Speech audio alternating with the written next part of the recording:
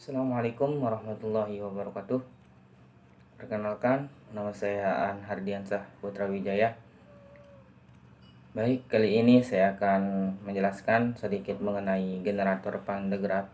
Apa sih itu generator Pandegraph dan bagaimana sih kinerjanya? Generator Pandegraph ialah mesin pembangkit listrik yang biasa dipakai untuk penelitian di laboratorium.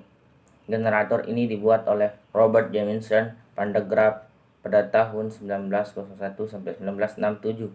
Generator Pandegraph merupakan alat yang dapat menghasilkan muatan listrik statis dalam jumlah yang sangat besar melalui proses gesekan. Baik, selanjutnya mengenai biografi seorang Robert Jamison Pandegraph.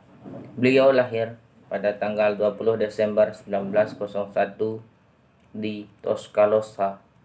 Kemudian meninggal pada tanggal 16 Januari 1967 di Boston, Massachusetts. Kebangsaan Amerika, keturunan Belanda. Kemudian beliau pernah menempuh pendidikan di University of Alabama, La Sorbonne University of Oxford. Kemudian dikenal atas penemuannya yaitu generator Pandegraph. Beliau di bidang studi fisika di institusi Massachusetts Institute of Technology, Princeton University. Dan bagian dari generator Pandegraph, yang pertama ada terminal untuk menampung listrik, kemudian alat penghubung bagian atas, sikat bagian atas, ban berjalan yang digunakan dari ban karet, kemudian mesin penggerak, sikat bagian bawah, dan alat penghubung. Baik, selanjutnya mengenai prinsip kerja generator Pandegraph. Prinsip kerjanya yaitu menggunakan gesekan.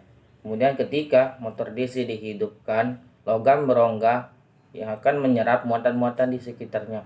Kemudian dialirkan oleh kawat serabut yang akan diserap oleh karet. Kemudian muatan-muatan yang telah diserap karet akan dibawa berputar menuju kawat serabut yang dihubungkan dengan ground untuk menyerap muatan negatifnya. Sehingga pada kawat tersisa hanya muatan positif saja. Kemudian muatan-muatan positif tersebut dibawa kembali berputar menuju kawat serabut yang kemudian disalurkan ke logam berongga, sehingga muatan positif berkumpul pada logam berongga.